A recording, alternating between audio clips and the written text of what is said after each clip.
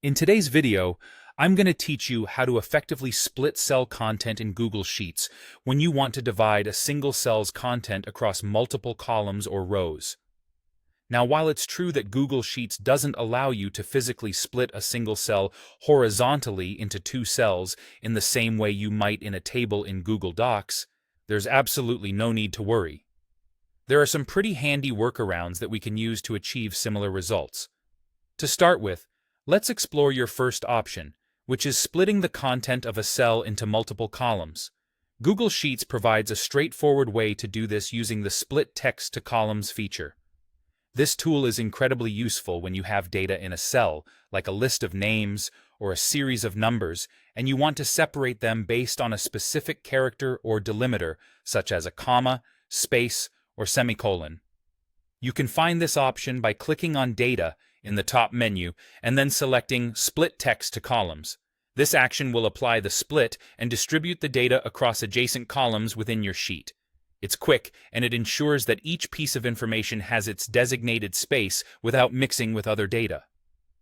Now, if you're looking for more control over how you split the content, like needing to use a custom delimiter or wanting your formulas visible, the split function is the way to go.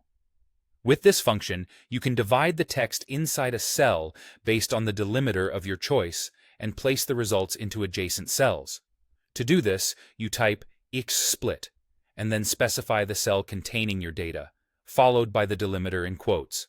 Consider it the go-to method when you need precision or when you're dealing with dynamic data that constantly updates. Let's say your content isn't quite right when just dividing cells horizontally, and you need a vertical layout, such as one item per row. That's where the transpose function becomes incredibly handy.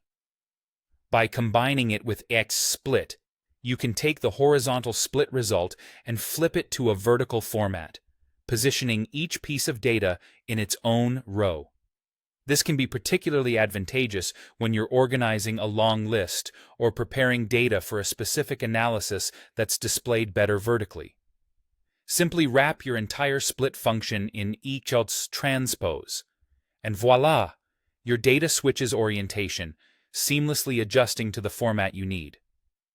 Ultimately, while Google Sheets might not have a direct equivalent to splitting a physical cell, these methods provide a robust alternative, helping you keep your data organized and accessible.